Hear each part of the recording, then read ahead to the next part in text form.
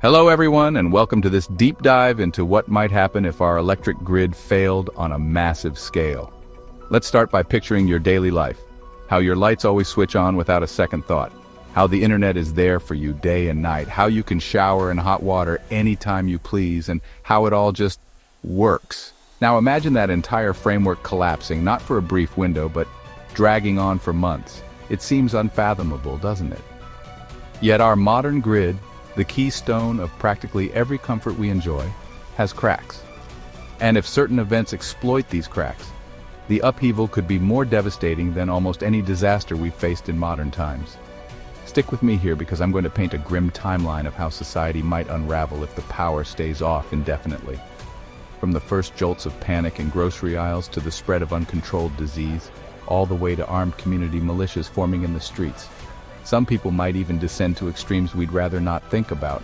As bleak as it sounds, I'll also show there are ways communities can pull together and preserve fragments of order. Then, when we're done, we'll close on a note of resilience, reminding ourselves that humanity has survived dark eras before. Before we leap into the thick of it, do yourself a favor and check out the tagged products in this video. These are genuine recommendations for anyone wanting a safety net when life as we know it is threatened. And of course, if this discussion resonates with you, please like and subscribe for more survival-related topics. Now, let's start by asking what could actually cause a prolonged grid-down event. One glaring possibility is cyberattacks. Our contemporary electrical grid leans on SCADA systems, supervisory control and data acquisition, responsible for automating power generation and its distribution across enormous regions. If a skilled hacker or enemy nation compromises these systems, they could inject false data, disrupt load balances, or push transformers to destructive limits. It might sound like science fiction, but it isn't.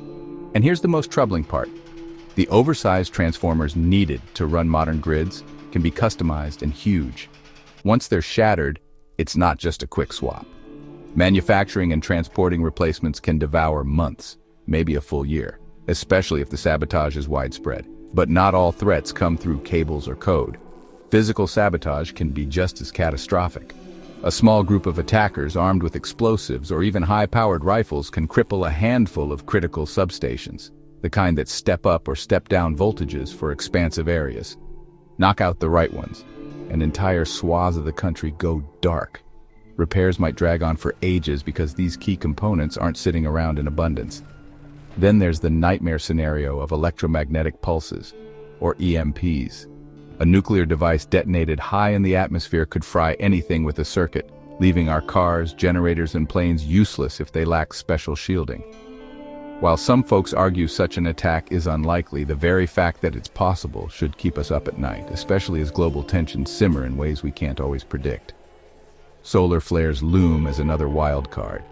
If we see a repeat of the mighty Carrington event from 1859, where telegraph lines literally sparked and caught fire, our dependency on satellites and electronic infrastructure could make that historical anomaly look tame. A large solar storm striking now could melt sections of our grid, crippling distribution and communications. Fixing it, probably a Herculean challenge spanning many months or years. If these potential catastrophes weren't enough, we're also dealing with aging infrastructure. Parts of our grid were built for populations and industries much smaller and less power-hungry than today's. Couple that with the fact that each region might have only a meager stash of spare parts, plus specialized crews and transport issues, and you can see how frail this vast network really is. Now that we've faced the raw truth of how a months-long grid failure could unfold, let's shift from why to how. How does society change once the grid goes down and refuses to come back up? Day one arrives with an unsettling flicker. The lights are gone. Initially, most people chalk it up to a typical outage, a storm, a local transformer blowing, or some routine glitch that utility workers will fix by nightfall. Many still have phone batteries charged, but no data loads if cell networks are also compromised. Hope persists, though. Past blackouts often end quickly, so folks assume we'll be back to normal soon. Come day two, places like hospitals are still trying to function on backup generators, but that fuel doesn't last forever.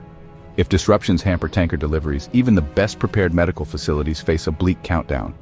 Some cell towers also have backup battery systems, but again, these are short-term solutions. By the time day 3 rolls around with no sign of the grid reviving, people start asking, this isn't just a typical outage. Is it something much bigger? Anxiety swells alongside confusion. It's human nature to cling to denial at first, but as the hours drag on, it turns to bewildered realization. Very few grasp that this might be a widespread catastrophe, perhaps a countrywide or global crisis. If you sense the magnitude early, your priority should be water and food. Most municipal water systems rely on electric pumps, so once the pressure drops, your tap might cough and then run dry by day 4 or 5. Fill every container now, bathtubs, sinks, buckets, because you won't believe how precious that water becomes when the faucets produce nothing but a hollow hiss. Alongside collecting water, it's wise to stay tuned with either a hand crank or a battery-powered radio. Although local news stations might be off-air if they lack generator power, some broadcasts could endure longer than you'd think. Checking in with neighbors is vital too, as an eerie hush begins to settle on many streets. If they're older or have medical conditions, you'll want to know who needs help. At this stage, order still hangs on. Police respond if they can, and no one's quite ready to panic en masse, but the tension is building. By day 3, most ways we rely on for communication, cell signals, internet, are shaky or non-existent. Dialing 911 may yield only static if dispatch centers are offline. The unprepared, or those convinced the outage would be brief, might be blindsided now. With no official message about the scope of the problem, they face the chilling question, what if this doesn't end soon? Roughly a week in, that question has an unsettling answer. The lights are still out. Society at large finally recognizes that electricity underpins virtually everything. Grocery stores ran out of perishable items in the first couple of days, and they're not getting deliveries. Those trucks use fuel, which sits useless in underground tanks at gas stations because the electric pumps aren't there to bring it up. Some stations with personal generators might keep selling until they run dry, but that doesn't last long. The practical result? Basic goods vanish fast. Anyone who waited too long finds empty shelves where fresh produce and water once stood. The convenient on-demand world we knew is gone, undone by a chain reaction of outages and supply breakdowns. Money also loses its power, quite literally. Credit cards are worthless if point-of-sale systems are offline, and ATMs can't spit out cash in a dead network. If a business is still open, they may only accept hard currency. Even then, the value of paper bills plummets. People crave real, tangible items. Cans of food, bottled water, over-the-counter meds, or even ammo. Barter replaces the old transaction systems at lightning speed. Now, desperation takes on a darker edge. Looting escalates, not just for electronics or sneakers, but for anything of immediate survival value.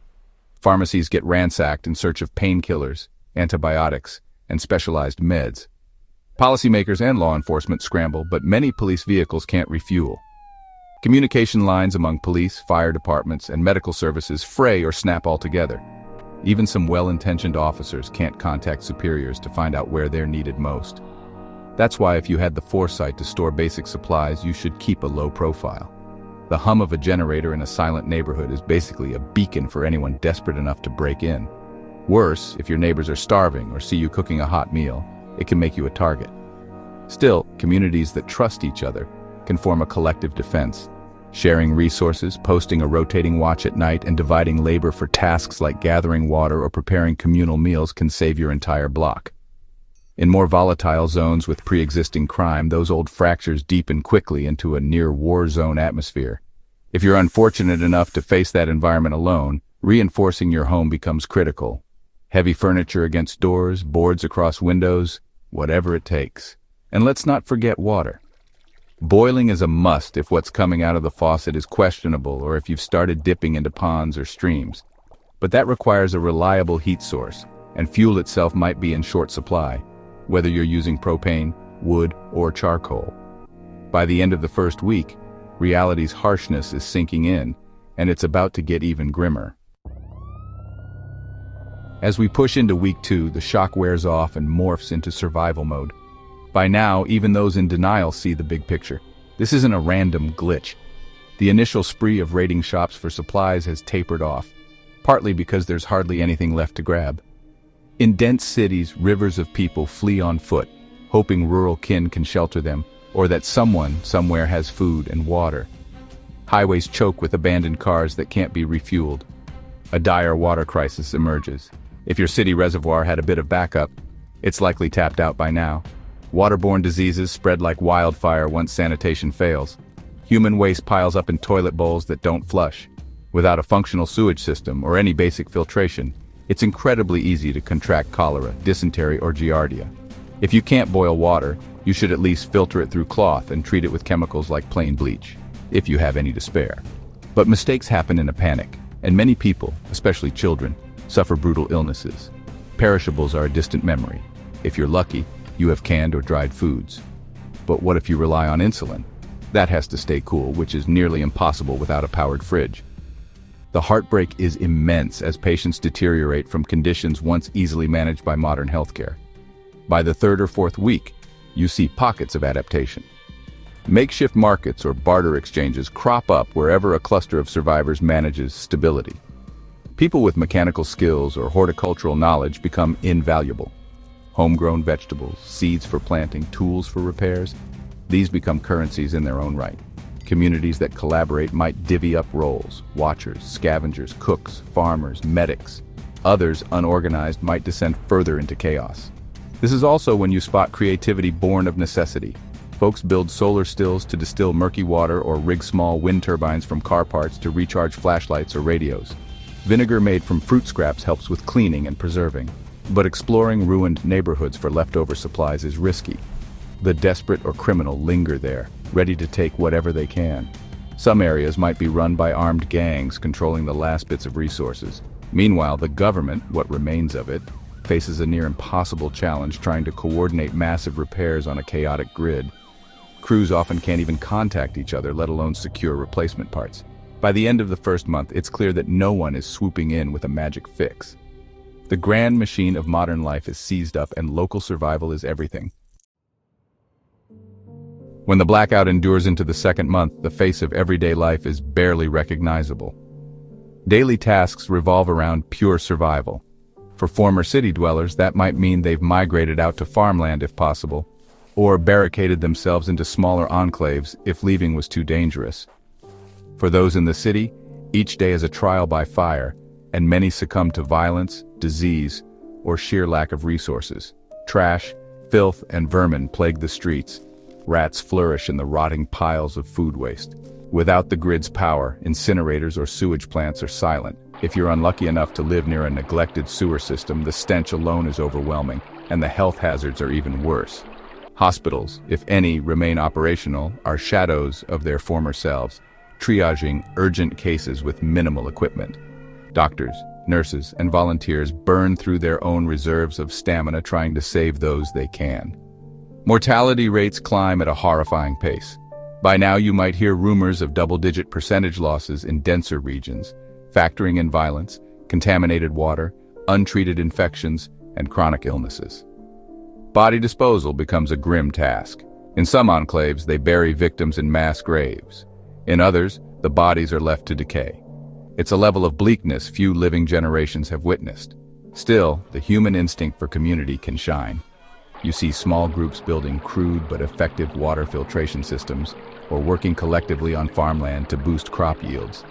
Some salvage solar panels from abandoned buildings and set up microgrids just large enough for a few lights. Tools for preserving food, drying racks, smokers, fermentation jars become lifesavers. People learn from those who used to garden or farm as a hobby. Chickens, goats, or rabbits, if you have them, are practically gold. Eggs, milk, and occasional meat can sustain an entire family. Friendships and loyalty networks morph into survival families, transcending blood ties. They guard shared spaces, pool resources, and stand watch in shifts against raiders or looters. By month 2, isolation is almost a sure path to ruin.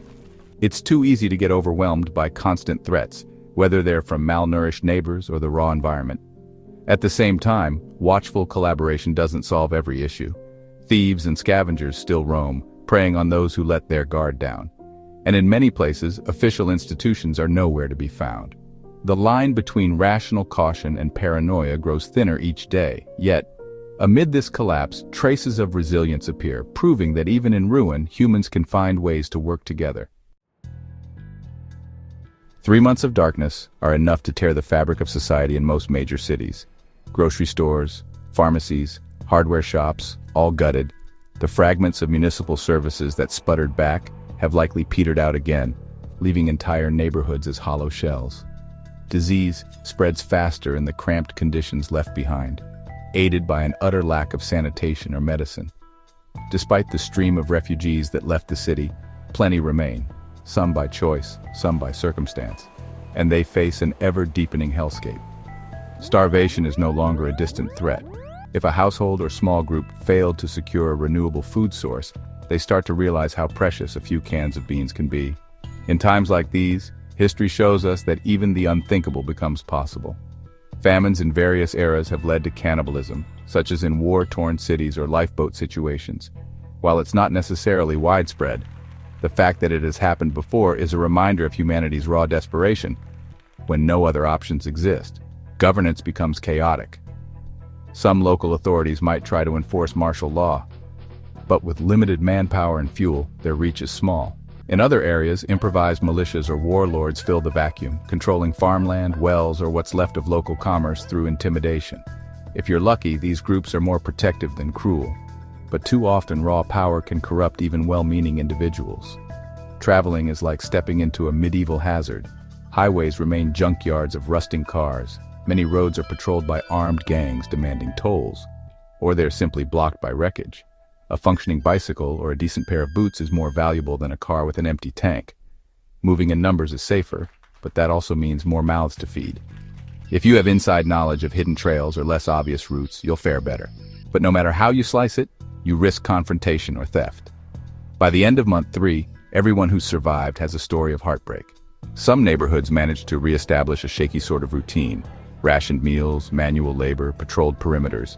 Simple crafts, once dismissed as quaint, like forging tools or making candles, emerge again in daily life.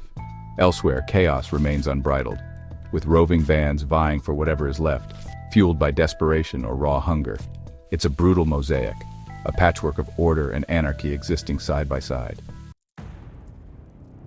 By month 4, many communities have stabilized somewhat, whether that means a grim new status quo or the kernel of actual rebuilding. The relentless anarchy of the early weeks might have died down in some areas, largely because so many people are gone or have fled. Survivors grow accustomed to a slower pace, waking with the sunrise and resting when darkness falls, as artificial light is scarce. Where farmland is available, groups try to expand their agricultural efforts. People who once spent their days behind computers now labor over rows of crops, learning the hard way about pests, soil quality, and irrigation. If anyone salvaged working solar panels or micro-hydroelectric gear, they become a local hero. Those precious watts can power a few LED bulbs, or occasionally a communication device that still works. A sense of relief can come from something as simple as lighting up a small community center for a few hours in the evening. Older skills that once seemed antiquated gain urgent relevance.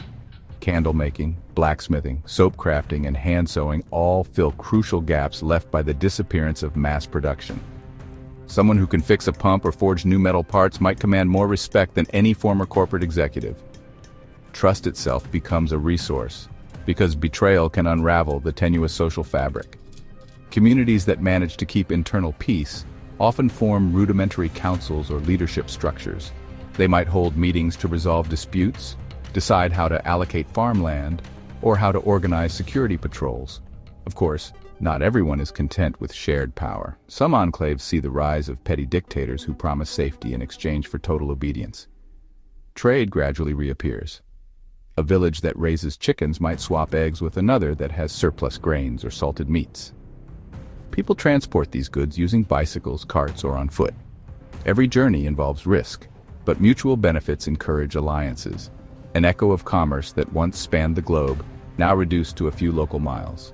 Amid the hardships, new bonds form. Communities share sorrow and the burden of survival, forging family-like relationships. Nearly everyone has lost someone by this point, whether to hunger, conflict, or disease. Despite that grief, a glimmer of hope can take root. A daily routine emerges, working fields, tending livestock, patching roofs, sharing a modest supper. It's bleak by old world standards, but it's a pattern that lends stability after so much horror. By the 5th month, the enclaves that haven't collapsed have gained a measure of organization.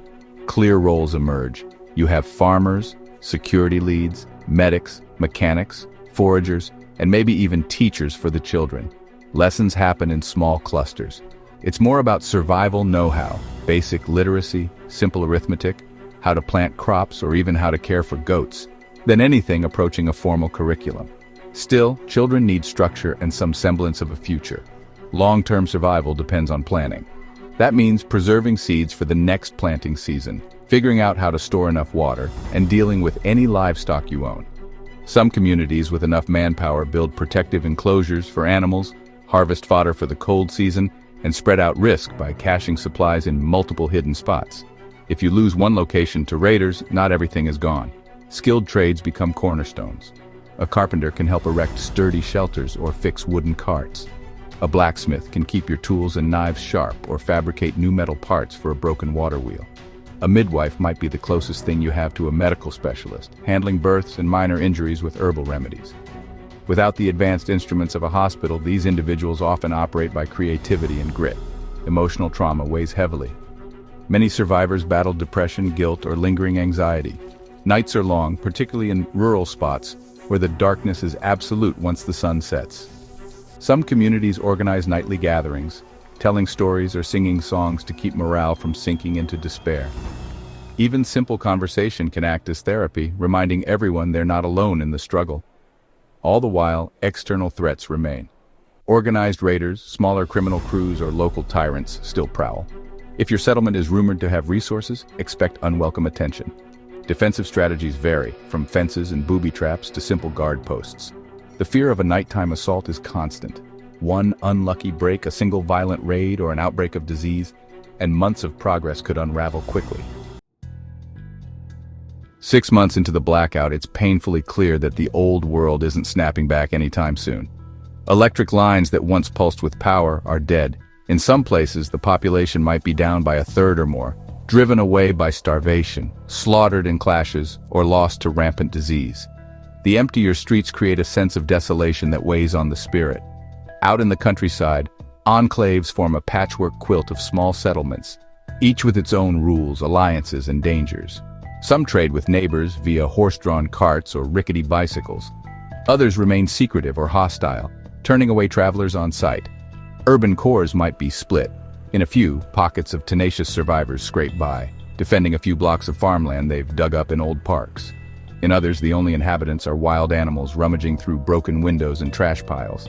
Over time, certain militias or security councils morph into local governments, some more benevolent, others oppressive. They might ration out grains, guard essential wells, or keep rogue elements at bay.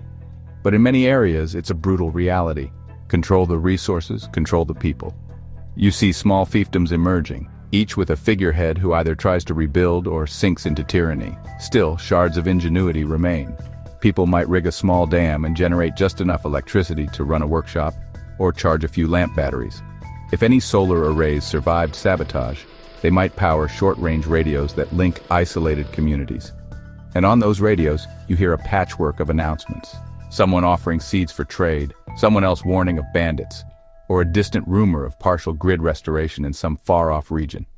No one can know for sure which rumors are true. For children born during or just before the blackout, this is their normal. They won't grow up expecting streaming videos or convenient ride-sharing apps.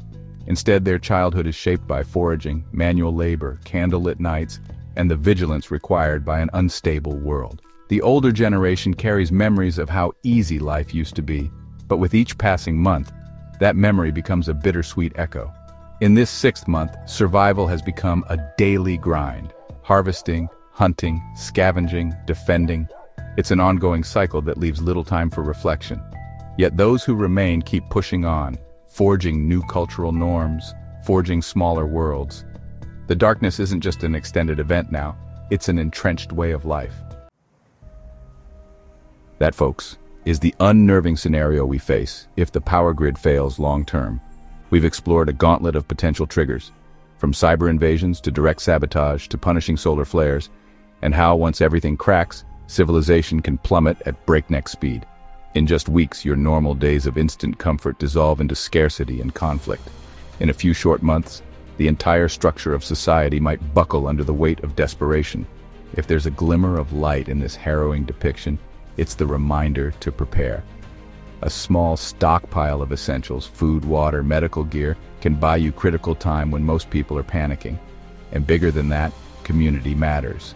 Solitary efforts can work short-term, but when threats multiply, a group that pools resources and sets common goals stands a better shot at surviving.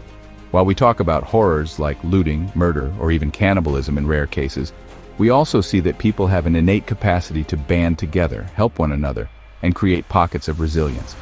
We learn that knowledge, especially practical skills, is the new form of currency in a world where digital money and instant transactions mean nothing. Blacksmithing, carpentry, midwifery, even horticulture or herbal medicine can prove invaluable. The old ways, once overshadowed by technology, see a revival. And so does the reality that water is quite literally life. Once the taps run dry, every other aspect of our high-tech existence crumbles. Perhaps the biggest takeaway is this: as grim as the scenario is, there's still a kernel of hope. Yes, it's terrifying to think of months in the dark, rife with disease and violence. But humans are remarkably adaptive. We're capable of rebuilding, of finding ways to generate small amounts of power, or even establishing stable mini-societies that produce enough food to feed themselves. We innovate when cornered, and we band together when we see no other choice. Thank you for joining me in this exploration of what a months-long blackout might entail. It's not a cheerful topic, but it's vital that we understand our fragile grid's vulnerabilities. If this conversation struck a chord, I urge you to like the video and subscribe. You'll find more content here on readiness and resilience. Remember, too, to check out the tagged products. They're chosen to help you start or improve your own preparedness measures. Keep an eye on each other, stay alert to the world, and above all, remember that if everything else falls apart, the strongest communities are the ones that stand together.